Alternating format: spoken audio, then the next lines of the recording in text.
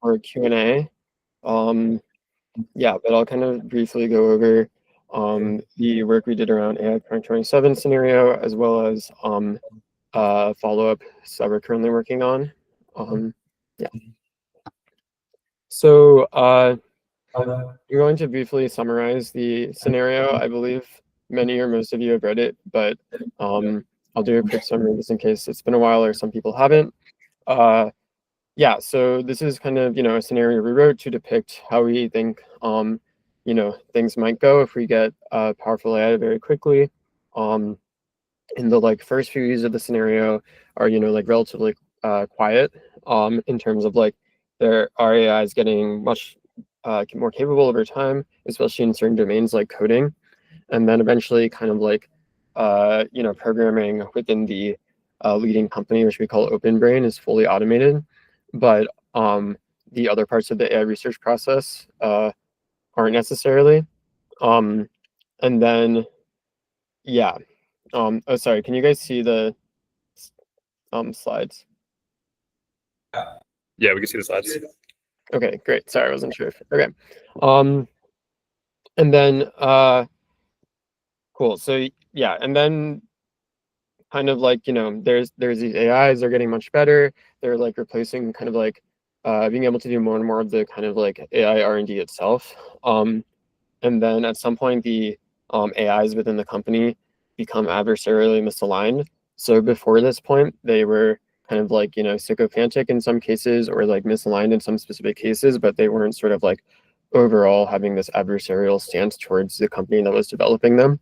And then at this point, the AIs are getting, quite capable, and there's some warning signs in terms of they've been kind of sabotaging the research, trying to make the next generation of AIs align to themselves rather than to the humans. And there are kind of warning signs of this caught, but they're not conclusive. And there's kind of, pressures and race dynamics in terms of the race between the US and China. Also earlier in the scenario, China had stolen the model weights. And so this kind of led to a closer race between the companies. The companies as well as the countries. Yeah, and then there's kind of two branches. In one branch point, they decide to slow down and try to address the alignment concerns, bring in a lot more external experts, and sort of take a bit more time. They still have to go somewhat fast, and they still get a little lucky in the scenario because eventually a deal with China is made, but it is kind of at a quite high level of AI capabilities, and they weren't highly confident that the AIs were aligned. And another thing that happens in this slowdown scenario is that there is at least a somewhat high amount of concentration of power. So the kind of government and AI company committee that is determining the AI's goals basically has a large amount of control over the future.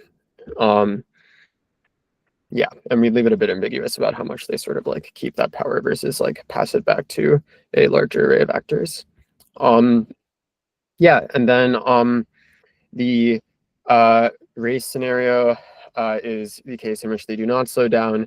They end up with both the US and China having misaligned AIs, and they get much more capable than humanity. They don't do anything drastic at first. They kind of just allow kind of allow themselves to be deployed because they're so useful in many different areas, and everyone's kind of deferring to them, because if you didn't listen to them, then you would get outcompeted. And then eventually the AIs kind of decide to turn and disempower humanity. Yeah.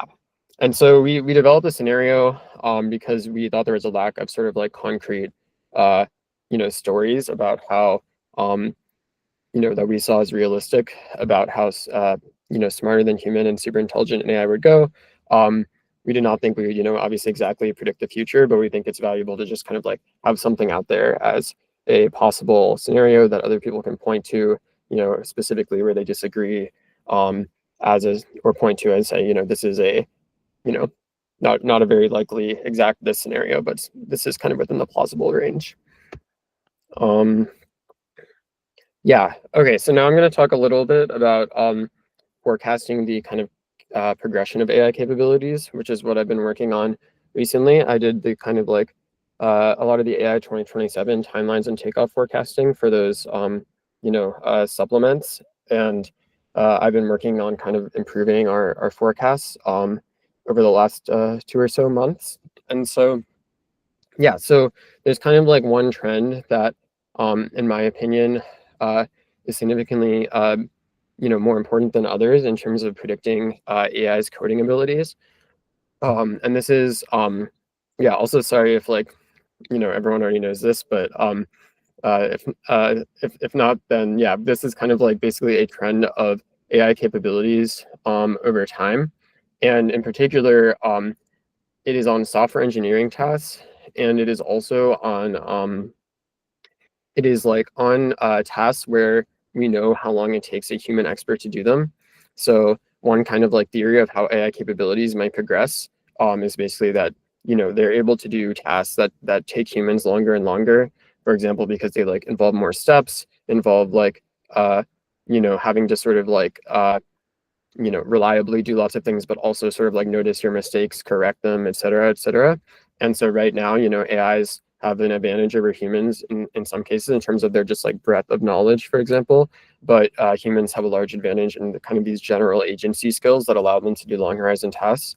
And so, someone theorized, actually a few years before Meteor made this benchmark, something like, maybe like a good way to measure and project AI capabilities will be based on how long it takes humans to do the tasks. And you can see, so on this chart, it's like an 80% time horizon, which means that, for tasks that took, for GPT-4, it looks like for tasks that take about a minute, basically, it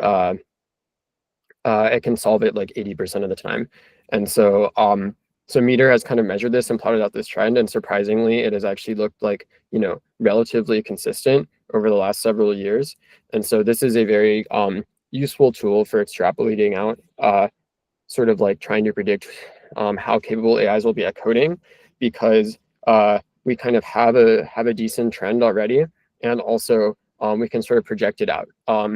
And it gets lower confidence the farther we project out, but we can, in theory, project it out to very high capabilities, right? We can say, even though Meteor hasn't actually created any tasks that take more than 8 hours, we could say, okay, well, what if an AI could do a task, that took humans a month, 80% of the time, for example? What would the sort of like implications of that be? And we can get a rough, very rough estimate of when that might happen by trying to kind of like extrapolate out this trend. Yeah, so one way to think about sort of like at least the part of our model that predicts how good AIs will be at coding is kind of taking this Meteor trend and then adjusting it. So there are some reasons we think things should go faster, and some reasons we think things could go slower. So one way to think about AI capability forecasting is that there are various like kind of inputs to AI progress. Most notably compute, as well as labor. For now, human labor, but in the future will eventually be dominated by AI labor, and then data. And if these inputs start going up faster, then the rate of AI progress will go up faster, right? And a big reason this might happen is automation of labor. However, like things also might start going up slower. In fact, like we can fairly confidently predict that if we haven't gotten these superhuman AGIs within around 4 years, there'll probably be significant slowdowns in the growth of compute and probably also human labor, just because if you kind of plot these, it's kind of unsustainable in terms of the level of investment, in terms of the like growth rate of the companies, and in terms of the kind of like amount of compute that you'll be able to build quickly. Yeah, and then we also want to consider though the kind of like mapping of inputs to the outputs that we care about, right? So we can try to sort of like forecast what might happen on various benchmarks, but we're trying to project out to something. In my case, that is, trying to project out to at least kind of looking at coding being fully automated, and that's kind of far away. And so it's kind of hard to tell, right, what level of inputs would be needed. We don't have any like, the meter kind of trend that I just showed is like the closest we have to a benchmark that we can extrapolate out. But, we don't know if the kind of like growth will continue to be exponential in terms of these sorts of inputs. Yeah, we generally don't know, sort of like, we don't have basically in general a great theory of translating, like exact, if like OpenAI, suddenly got, 3 orders of magnitude more compute, so they multiplied their compute supply by 1000x. What exactly would that allow them to do? What capabilities would they be able to get? This is something that is hard to project out that far. And so there are some reasons to think that this could go kind of faster or could go slower. For the meter trend in particular, one reason to think that the trend could kind of like slope up and go faster than exponential is acquiring sort of general long horizon skills. So it's kind of an idea that like, if you can do a task that takes, a month or a year, for example, you basically have the ability to sort of like have the general skills you need to make progress on, harder and harder problems, and just consistently make progress until you can eventually do these longer projects. And if AIs eventually get this sort of general agency and long horizon skills to the extent that humans do, or higher than humans do, then we might see this sort of like trend on the time horizon go very quickly. But there are also reasons to think that things could potentially slow down, at least in the short term. For example, if you think a lot of progress has recently been coming up from like scaling up the RL part of training runs. So the part of training runs that has been used to make, for example, like reasoning models like O1, O3, GPT-5 thinking, things like this. Progress could potentially slow down if we sort of like have exhausted like the low-hanging fruit during that paradigm and allocate a lot of compute to it, and we don't find sort of like a new breakthrough. Yeah, so this is just, unfortunately, this is kind of an intermediate output. So yeah, it's not the most pretty or readable, but this is basically just showing like the kind of thing that I'm trying to produce right now in terms of a forecast of the distribution of various levels of AI capabilities. So in this case, ACD-AI means that it's an average coder dominating AI, meaning that for sort of like any sort of coding task that AI companies do, the AI can do it at least as well as the kind of like average programmer who's working on that task, which means that, if they can do every task that well, probably a lot of them they can do as well as well or better than the best programmer. Then we have the kind of superhuman coder as defined in AI 2027, which was a much stronger definition of coding automation, where the AIs had to be, much faster and cheaper than the like, best programmer across the board, basically. And then, and then they're kind of like other milestones around basically how much you're accelerating AI progress. So, are you like, at what point can you like accelerate such that like with AIs in the kind of like AI software improvement loop versus like no AIs, things are going like 250 times faster because of the AI. And then you can see there's like a bunch of uncertainty here. There's also uncertainty beyond 2045. We just didn't go beyond that in the simulation. And you can see that around the 10 percentiles is actually still roughly kind of what we see in AI 2027. So yeah, and then the median though is more like things start going crazy and kind of around the early 2030s. And this is like very like under development, so the numbers are like changing all the time, so don't take them too seriously. Okay, and then the other thing that kind of we've been working on as an organization that I've helped with, but is not my main project, but I'm very excited about, is basically a new scenario, and the scenario will be kind of like a recommendation to the US government rather than a prediction of what will happen. So yeah, we want to basically try to get in the game of being like, not just predicting what will happen, but saying what we think should happen. And we're trying to, we've had successes with the scenario format before, and we also think it's a good format for sort of like, forcing us to be concrete about like, what the policy would actually look like, how it would affect the world, trying to think through all those sorts of things. And So I'm happy to talk more about that. This will also be taking place a little later. Yeah, partially because we just, you know, our kind of median overall as a team, our median AGI timelines are kind of like generally around the early 2030s. And also we just kind of want to like, we want to put out scenarios with like different dates basically, so that we're basically sort of communicating our uncertainty. Though it is, one of the reasons we didn't move it further back than, for example, 2030 is just there are big advantages to making it earlier. One of them being, it's like you can kind of more realistically predict what will happen earlier rather than later, because it's kind of more in like the near term, I guess, in terms of like predicting, for example, like what the like political climate would be around AI or stuff like that. Yeah. Okay. I also just wrote a brief some brief thoughts about kind of like careers in AI safety. I'm happy to answer questions about this. I kind of just wrote this down quickly based on my experience, but yeah, I mean, something that I say is I think like, AI kind of like making AGI go well, AI safety, whatever you want to call it, is kind of like does require like lots of different skills. It is competitive, but there's also like more and more organizations hiring. I think it's often pretty cheap to like put in applications. I think trying out various types of work. Like I thought that I wanted to be basically just like a software engineer. Or like a research engineer, but over time I realized it was like a better fit for me to do other sorts of work. And so yeah, I'd say like trying not to box yourself in, but yeah, also trying to aim high. Like I think a lot of people didn't necessarily expect, like I didn't necessarily expect, for example, for AI 2027 to be such a big success. And so I think it's good to sort of try to aim high and keep in mind that like other people who are like successful often like didn't necessarily think there would be a high chance of that.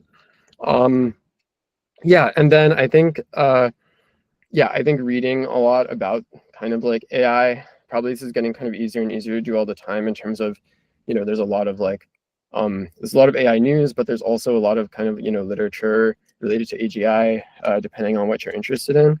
And so I definitely recommend like doing reading groups with your friends, for example. Excuse me. And then another thing is just like being proactive. I think I think there's just a lot to be said for sort of like trying things out, and like it's fine if things don't work, of course, but like starting like a Substack or blog, like trying to figure out like what undergraduate research might be good to do, like just applying to like lots of different things. I think there's just like lots of different things, like just like I guess I'd say think about your sort of like goals, think about what you might be good at, and what you might enjoy, and then try to like test those out as quickly as possible. So like like if you think you might be good at like doing sort of like AI strategic thinking, for example, which is what I was thinking several years ago, go like sort of read up on like the latest kind of like writing that you're interested in, like write up your own thoughts, share it with others, publish it. Just kind of try to like go as quickly as possible in terms of like thinking about possible things you might be excited about and trying them out. Great. That's all I had except for the Q&A. Thank you for that overview. It's great.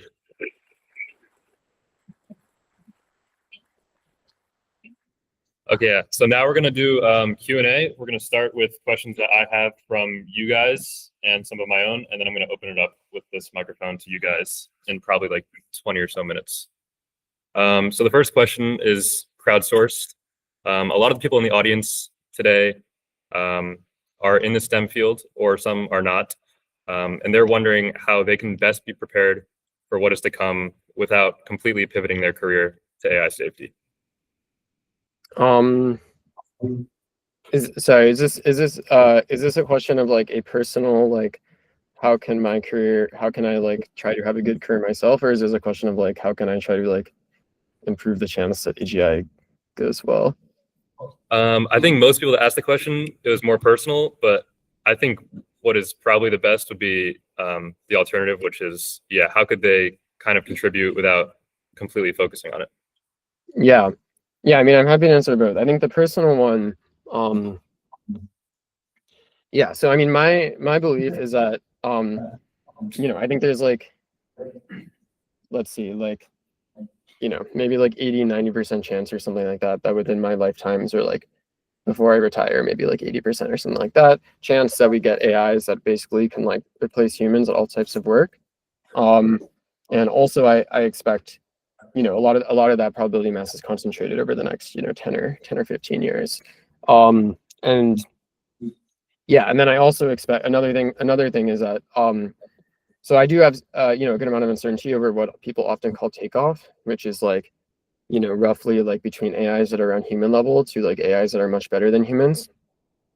But yeah, I personally, would be surprised if this sort of like takeoff as defined by that takes like over 10 years.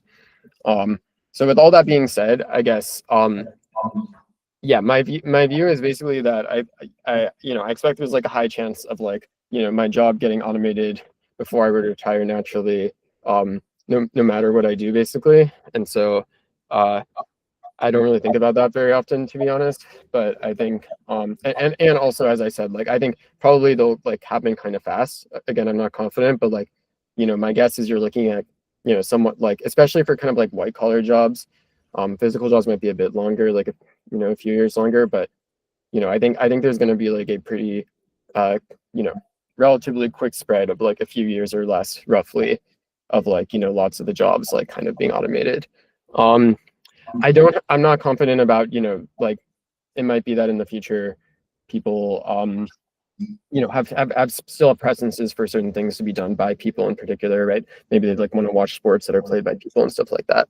I'm not sure to what extent that'll be a thing. But anyways, this is all basically to say that I think that from a personal perspective, I think probably like the best things you can do are like try to like save money in case. I guess another maybe like grim thing that I also think is true is like I think there's like a non-trivial chance of nuclear war during AI takeoff. So I guess that implies maybe like be aware and have a plan or something is like one possible thing. And so anyways, sorry, I'm kind of rambling at this point, but yeah, basically I think that I think that probably like a lot of the things to do aren't what like I think a lot of people would say. Like I wouldn't focus as much on like, oh, like make sure to like choose this particular job because it'll get automated later. I think a lot of it is around more like, yeah, maybe like personal preparation, like trying to have money saved in case this kind of like ends up mattering. And then also just like trying to generally maybe like uh yeah. I mean I'm big into, kind of like ethics and stuff. And I think like I think that is one thing that, maybe, I think on kind of theories of ethics that I ascribe the most sort of like probability to, I think there's no kind of like objectively right thing.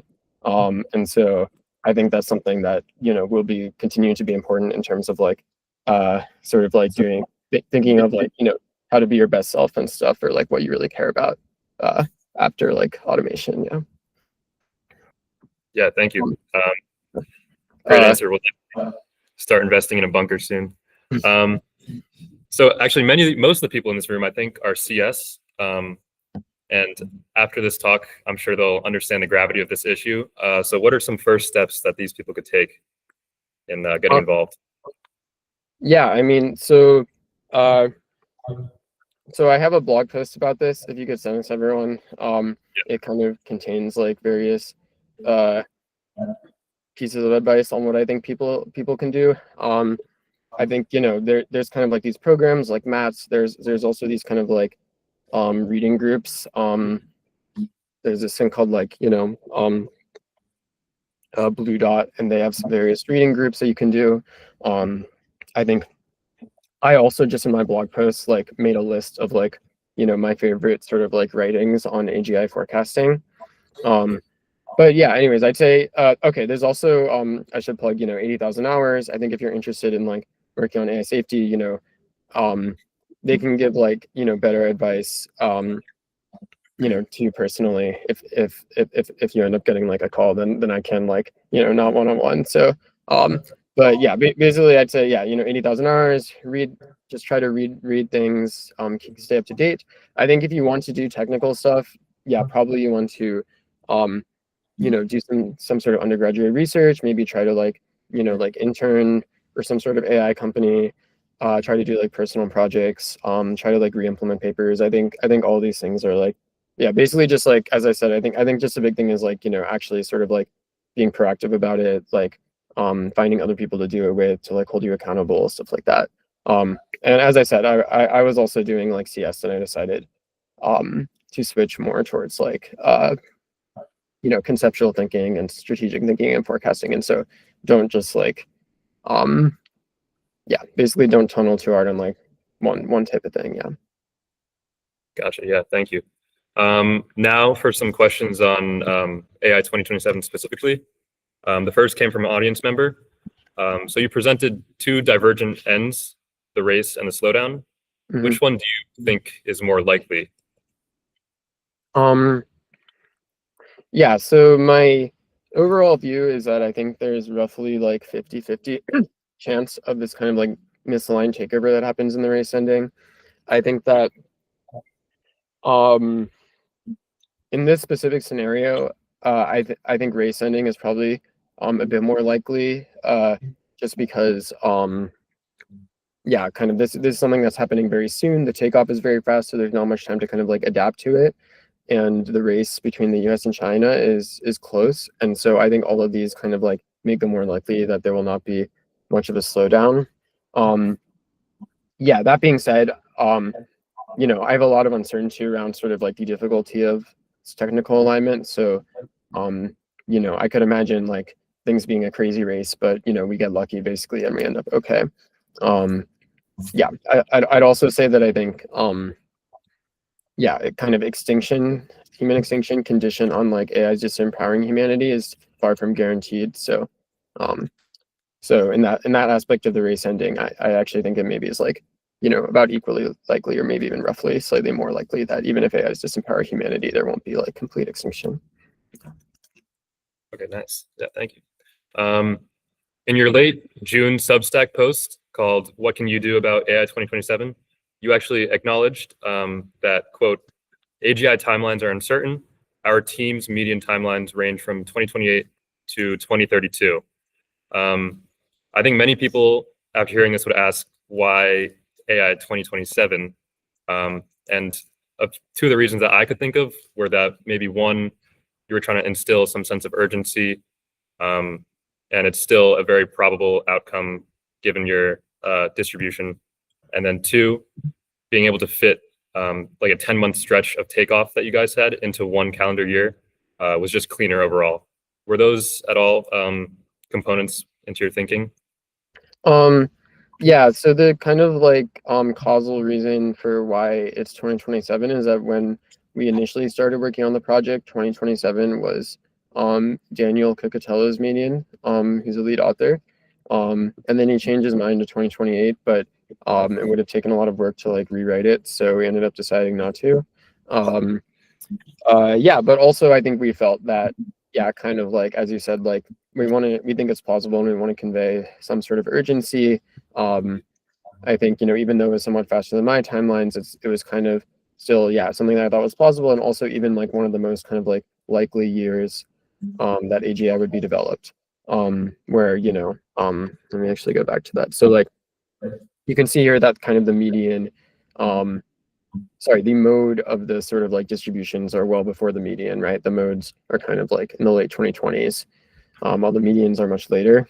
And there's various reasons for this, but one of them is kind of what I mentioned about the slowdown in kind of like the slowdown in kind of like training compute progress and stuff, starting around late 2020s to early 2030s.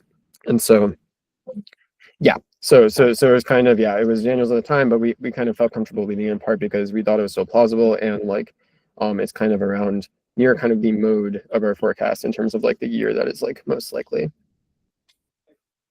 Gotcha. A few months ago, you mentioned that you're concerned about people taking your forecast as a confident prediction, that all this will happen in 2027. Has there been any movement in your level of concern? And do you still plan to write out more of those timelines? I think you did mention on your other slide that you will. And I guess when would those come out? Yeah, I don't remember exactly when I said that, but yeah, definitely I became more concerned about that after like it seemed like people were focusing a lot on like the particular year, which I think is reasonable given it's AISI 2027 is in the name. But yeah, I guess we weren't sure how much people would sort of focus on that exact thing, relative to kind of like the fact that it was like, a scenario that had a bunch of like kind of like details and I don't know, like it had various like arcs within the story and stuff. But yeah, it does seem like a lot of people kind of focused in particular as like, the thing we're trying to say is that AI will come in 2027.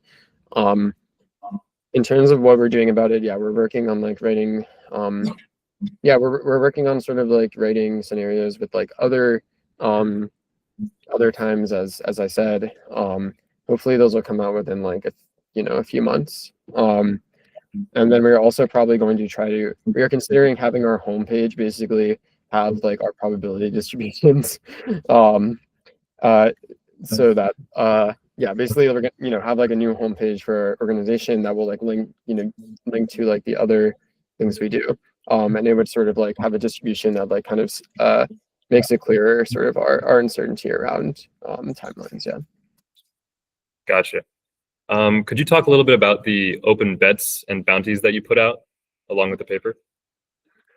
Yeah, sure. So yeah, so basically we wanted to kind of like reward people for finding issues in our scenarios. That was called bugs. Then we also wanted to be open to betting people, kind of like putting money where our mouth is on the scenario.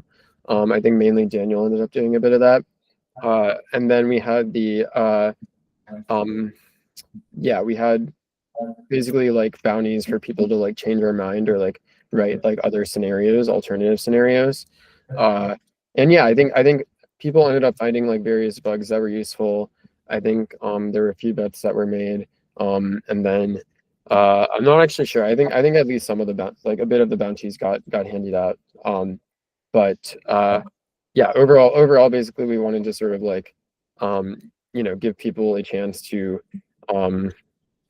kind of like change their mind and reward people a bit for doing things like that. Yeah, some people actually like we did give a bounty to someone who like criticized the timelines forecast. And also we'll probably give it to like one more person who did a similar thing. Yeah. Gotcha. Did you have like over under maybe a dozen people sending things in? I think we had like 50-ish people submit something. Okay, Yeah. nice. Very cool. Okay, now we're gonna open up to some audience questions. So if anybody has one, I guess raise your hand and I'll toss this over. What is like the process for creating like a distribution like that? The process for creating what? Like the distribution on the board, like how you even like come up with not like come up with something, but like how you like draw it out. Yeah. Wait, so you're asking how the model generates these numbers, right? Or like what the model is? Yeah. So yeah, I mean, I didn't want to get into it because it's kind of complicated, but like basically the simple version is what I had here of like we have these like we have this meter trend, and then we want to basically like adjust for a bunch of other things. So we don't just want to like extrapolate the sort of like trend in calendar time. We want to take into account that, oh, the compute and labor trends will change, and we want to take into account the fact that we want to sort of try to like see if the like meter trend will change, and then we set the basic thing is that, and then we set kind of like a required time horizon where you're like, if an AI reaches that time horizon, it will be able to like automate the average programmer, basically the thing that I described before. And so and then the way we end up with the distribution is we just have like we have a lot of parameters in the model, right, representing various things, like for example, what is the required time horizon, like how quickly will the like compute increase, slow down, how How easy will it be to, for example, automate other types of other parts of AI R&D other than coding? And then, yeah, this leads to like, having a large amount of like parameters that go into the model.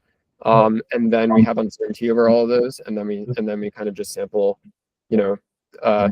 Monte Carlo simulation, which just means like, we have our model, we have a bunch of parameters, like each, and then like 1,000 times we just like, sample from the parameters and then like plug it into the model, and then we get a distribution. And I believe your takeoffs had that model open source, right? The code behind that is. Yeah. So our original timelines and takeoff model are open source, though. Yeah, we're working on a like updated one that is better but also more complicated. So yeah, I think if anyone here is like really interested in seeing it early, I can maybe share it in a bit. Yeah. Yeah, great. Over here. Hi. You seem to be very convicted that China will be behind the US. But what if it actually comes down to a powered infrastructure game where China used to deploy much more? Is that implausible for you? Yeah, good question. So basically the situation is that the longer timelines go, the more likely China is to like get to AGI before the US. The reason the US is a huge advantage right now is mostly because it has way more AI relevant compute. I believe it has roughly like 7 or 8x these sort of like kind of like flops that China does. And so yeah, so that's basically the reason that we currently think it is like if AGI happens soon, it'll probably happen in the US first. But there's a few complications here, right? So one is that it could happen longer. And if it happens longer, then there's more time, right, for China to like sort of like build up their infrastructure, build up their indigenized chip supply chain. So that's another important thing to understand, by the way, is that the chip supply chain is very kind of like finicky, and there's lots of kind of bottlenecks, and there's like multiple things where there's only like 1 or 2 companies basically that can do them. And so there's a lot of kind of like inter-alliance between countries. But China is like attempting to kind of build their own indigenized version. But at the moment, they don't have one that's nearly as good as kind of the one that relies on trade throughout the world. So yeah, so that's kind of a reason that China can't just kind of like quickly like scale up their chip making capacity. Yeah, but all that being said, as I said, as it goes longer, China will be sort of more likely to win, as they do have some advantages, yeah, in terms of their infrastructure, building like abilities and stuff like that. There's also a potential question here around kind of basically how important the intelligence explosion is versus the industrial explosion. So like my view is that kind of like the real thing we want to focus on is the intelligence explosion, where we get AIs that are much more capable than humans, even if they haven't necessarily like built out a lot of stuff in the physical world. But I don't think it's crazy to have a view that is more like what actually matters more than the like exact intelligence level, or like especially if they're kind of like close to each other. It could matter a lot, just like like kind of how much infrastructure build out you can do, and like that'll depend both on the intelligence of your AIs, but also like various other things. Like at first you'll probably have a bunch of humans doing the work and creating the robots and stuff. So yeah, so there is a chance that kind of like the US could get to AGI first, but China maybe surpasses them later if they're not that far behind on intelligence, and also they have advantages that kind of be like industrial build out. Yeah. Thank you. Yeah, good question.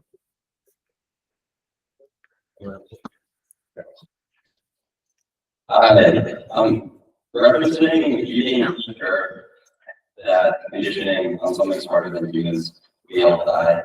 Did you have like one great argument that you like to cite for that? It seems more or less wrong, but like you can ask Bill Gates for $70 and just give it to you, even if he has ample resources. In the case of saying that like it'll step on, or like a person steps on an ant, like they won't carve out area and like it doesn't do or whatever. I found that argument to be consistent. So I guess two prongs. Like, do you also like that argument? And is there something better that you like to cite for why we all go insane? Yeah, sorry, I couldn't hear that very clearly. Yeah, were you asking basically about what I think about arguments that the AIs would spare humans if it was cheap to? Sorry. Wait, can you hear me now? Yeah. Hello. So I was basically asking two things. One, I had seen this one argument on Less Wrong that like Bill Gates wouldn't give you $70 if you asked for it. Basically referencing like if it has just some, if it's super intelligent, it'll have some super intelligent goals and it won't care about our goals anymore. I found that pretty convincing, and I was wondering what you thought about it if you'd seen that before. And also, is that like your go-to argument for why conditioned on super intelligence we all go extinct, or do you have something like better, or is there just not one? It's just a collection of things. Yeah, so speaking of Less Wrong, since you brought it up, if you're interested, actually, the latest post that was curated on Less Wrong is about the expected amount of fatalities from AI takeover.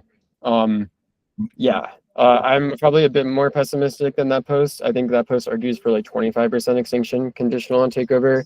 I would say probably I'm closer to 50%, but yeah, that one basically contains arguments, but I can kind of summarize like, yeah, in terms of the argument about Bill Gates, I think, yeah, I guess there's like there's a question of kind of like the type of kindness or something like that. Like, you know, it might be the case that like, you know, the AI is like basically, I guess what I'm saying is it might make a difference that like the relevant thing that is happening is like, you know, like a species getting killed rather than like, you know, someone not receiving money. But I do think there's something to that argument as well in terms of, yeah, just like the absolute the kind of like absolute amount that the AI bears might not be large compared to its opportunity costs. But yeah, the kind of two arguments that maybe I give roughly equal weight to, maybe a little more to the other, but so there's a kind of like, oh, maybe AIs will just intrinsically care a little. And I do think that's like one argument. And then, and one other thing that's important to understand, by the way, is that I think like it is, in terms of like relative terms, it is like extremely cheap to keep the humans kind of like alive. It'll like not lose out on much of its sort of like, you know, galaxy spreading, if that is what it's if that is what it cares about, you know, in terms of like the percentage of the like resources that it would eventually get. And then there are other like weirder arguments around sort of like trade with aliens. But yeah, I don't think I have to go into them here, but basically like those are the two general arguments, is around like caring a tiny bit, and then also basically like some other entity, like maybe an alien out there, for example, like might care about humans, and so I might want to like trade with them, and so I don't want to like do the like very like, it's very, you know, not costly to like keep humans alive, so I'll just do that. Yeah. Cool, thank you. Should we keep trying this or just, yeah. I don't think the mic we have isn't great, so I'm just gonna bring the laptop around. Hi, thank you for speaking with us. I was just curious, I have to read my question. Do you think like emphasizing the extremity of the destruction caused by AI, could that be like a deterrent towards like generating general public support for AI safety? Especially because people kind of struggle to feel a responsibility towards future generations, and also don't really understand the likelihood of it actually occurring. And then also kind of from an EA perspective, is it better to focus resources on, you know, attracting experts towards the field, or just general public, if that makes sense? Yeah, good question. So the first one was about sorry, can you remind me what the first question was? Yeah, do you think emphasizing just like how extreme the destruction will be, could that be a deterrent towards getting general public support? I see. Okay. The question is like, maybe people will become like, you know, demoralized and feel like they can't do anything about it. Is that right? Yeah, and just I think people kind of struggle to feel responsibility towards future generations, so focusing on that versus what can be done right now. Yeah, yeah.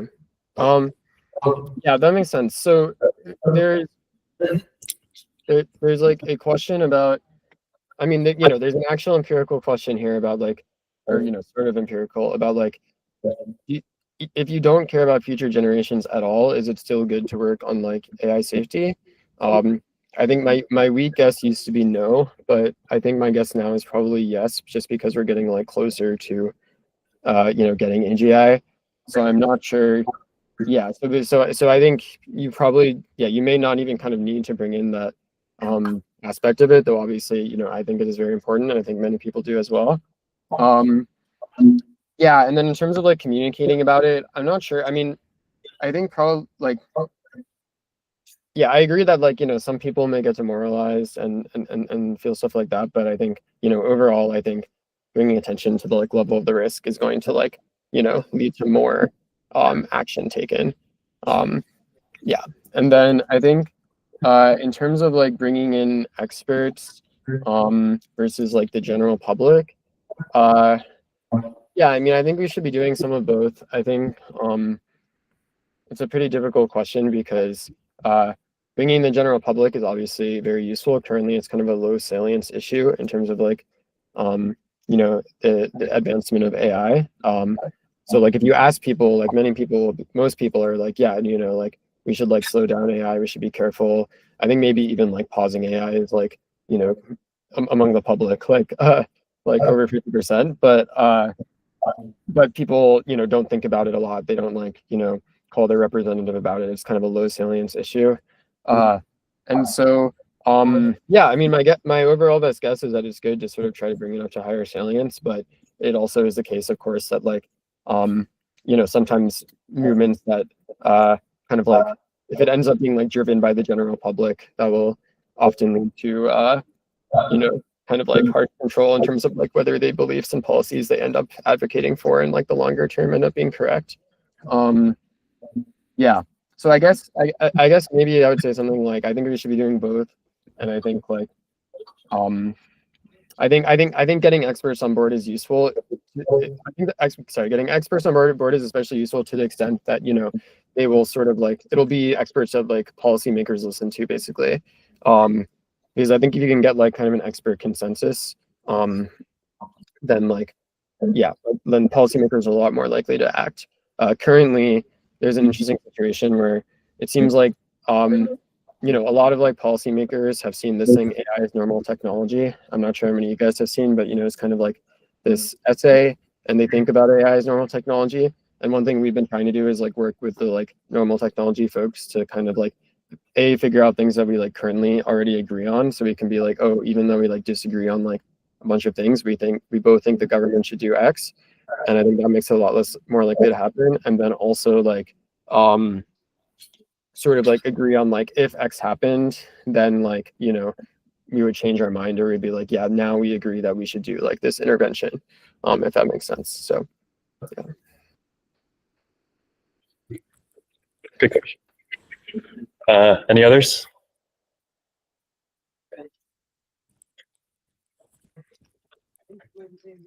So hi, Ali. Thanks for the talk. So I really have a follow-up question on U.S.-China U.S.-China relation on AI. So do you think if it's even possible for the U.S. and China to kind of collaborate with each other? And if so, what are some like potential promising ways to do that? Yeah, good question. I think yeah, I mean, I'm happy to talk about it. I'm not the most expert in this, but yeah, I do have some thoughts. And so we are actually currently working the kind of like plan we're working on. The thing we're calling Plan A is to have the US and China coordinate and basically, like slow down AI development by a lot. But we have kind of like other plans like Plan B that's like, like here's what happens if we're not able to make international coordination work out. So I do think it's likely enough to work out that, it's worth working on and thinking about. I also think it might be the type of thing where like it's kind of path dependent in the sense of like, I think right now there's kind of like, there's some level of meme of like oh, the US and China will like never coordinate on AI, at least in some spaces. But I don't think this is like, necessarily has to be there. I think there's kind of like a preference cascade thing where like, if like it starts to become more of a thing that is like, oh no, actually this could be feasible. This is like desirable, that it could sort of like, just kind of change the sort of like vibe or the kind of like landscape of opinions. That being said, I do think it's definitely is an uphill battle in terms of the coordinating, because yeah, the countries obviously aren't going to trust each other, so you need some way to like verify that they're following the agreements. And unfortunately, we have not been doing a great job like developing like verification technologies and like sort of like preparing for this sort of thing. And of course, the kind of chip companies like NVIDIA have been like fighting it quite a lot. And so basically like any like new device that's being created, or like being able, for example, there's been proposals to try to like verify the location of like chips, and NVIDIA has been fighting that very strongly. But yeah, all that being said, I think if there's like a lot of political will, and especially if we can do some good prep in advance, it's definitely possible to get significant coordination. But yeah, I guess also there's a question of like, okay, so I'm talking about like very strong coordination, like really like verifying this like slowdown, there's some capability cap or something like that. But there could also be weaker forms of coordination. Yeah, there could be like more like, oh, sharing of safety incidents, for example, or like sharing of their like alignment research. I don't have a strong view on how much easier it is to get these like weaker agreements than the stronger ones, but yeah, these are definitely more likely, though also like less useful. Yeah, I guess another thing I would say is that I think like, yeah, like I do think at some point, like for example, in AI 2027, there's like deals between the US and China, although like and it actually like the 3 of the 4 actors across the 2 things are like misaligned AIs, but the US and China think that they're doing a deal in all the cases, and if both the AIs were aligned, then they would actually be doing a deal. And so like this does like I do think like if we're thinking beyond the question of like misaligned takeover, for example, and we're saying like, okay, now we have these aligned superintelligence, what happens? I think this is gonna have to involve some sort of like stronger global coordination than we have today, is my guess.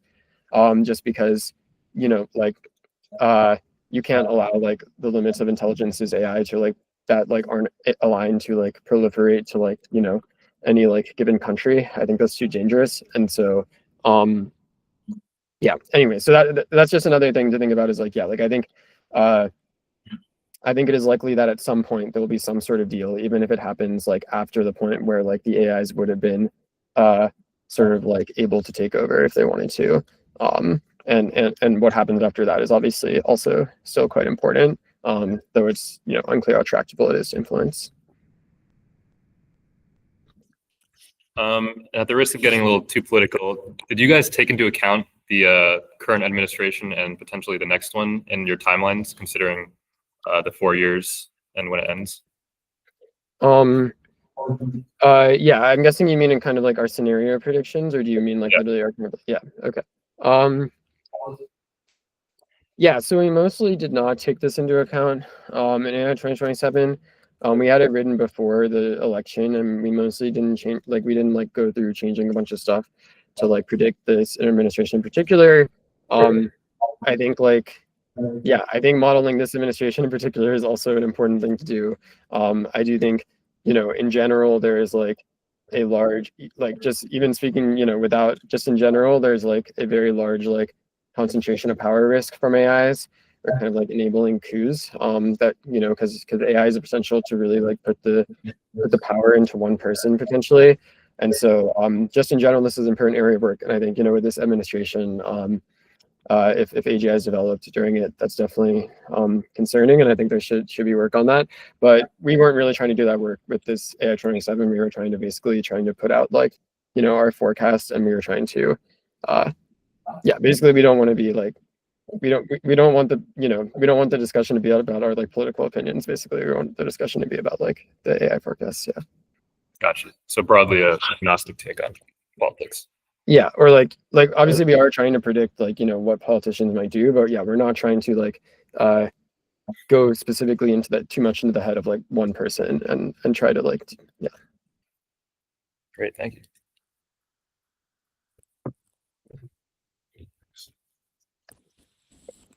Hi, I just had a quick question. I know that AI 2027 is kind of built on the assumption that we will reach AGI, and I know a lot of experts also seem to talk about it as if it is like an inevitable thing. What currently is the probability that we either stall a long time with getting to AGI or ASI, or that it isn't possible at all because of data bottlenecks or just like a bursting of the AI bubble if there is one? Yeah. So my belief is that I think that AGI is like extremely likely in principle possible, in the sense that you should be able to simulate a human brain at a minimum. You should be able to simulate any individual human's brain with given enough computational resources. That being said, in terms of the question of like whether it may not come for a while, I do think that's definitely possible. As I've mentioned, I think so. Basically, the kind of like growth in training compute and human labor will be kind of like slowing a bunch over time, and so yeah, things could go quite long. Like I do think it's not like I think I said earlier, roughly like 80% that we get AGI before I retire. I think that's like in the right ballparks. In the next like 40 years or whatever. And I think if it doesn't come in 40 years, yeah, it's possible that it really stagnates. I mean, this is kind of like so there's a theory of like economic growth, right? Which we're kind of like using in our modeling, called semi-endogenous growth. And basically the way it works is that you need to have your kind of researcher population has to be increasing like exponentially to keep the same amount of progress. So if we haven't automated things, so we don't have like AIs like effectively increasing the headcount population by a lot, and the population growth has kind of like stalled, which it seems like it might. Yeah, I basically think that like yeah, like it's in theory possible that we couldn't get AGI for an extremely long time, just because if the like research kind of like the researcher population has stagnated, things will go like very slowly at some point. So yeah, that being said, I think yeah, hopefully that helps. I think the other things you mentioned are also relevant, like data bottlenecks. Yeah, those are relevant considerations in terms of like determining whether AGI will come, within the next 10 years or the next 50 or later. Yeah. Thank you. And we're wrapping up with final 2 questions. Okay, do you want us to ask here?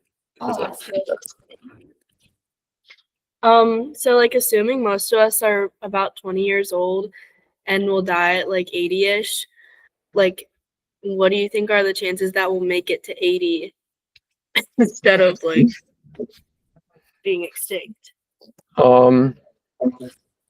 Yeah, I think so first of all, it's not, yeah, I mean, so my view is also that like I mean, kind of an extension of what I said before, or like so yeah, so I would say like I think that yeah, so I mean we can try to calculate it right now. I'm at roughly like 50% misaligned takeover, conditional on AGI, and then like about 50% on extinction, conditional on that, and then also there's still other fatalities and other scenarios like in both misaligned takeover, and there could be obviously like I do think it's possible there's like kind of, as I mentioned, nuclear war or some sort of like world war spurred by like the super intelligence race.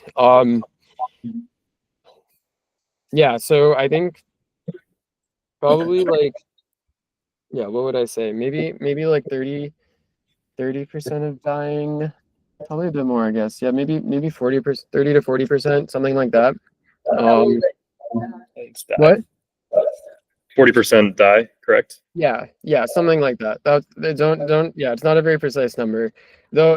What I was also going to say is that I do think like, to the extent people are, I think to the extent people are like interested, like if things go really well, to the extent people are like interested in like living, basically you'll be able to continue, yeah, for a long time. I think like, it's, I think there'll be like very good life extension technologies, and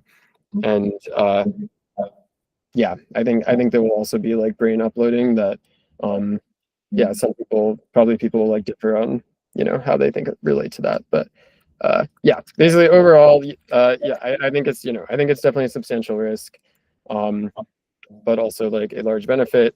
But yeah, definitely I'm like thinking in like a frame of mind that's very different from like yeah, I think, you know, likely the world will look like very different in like 50 years from it does now. Yeah. Thank you. All right, last question over here.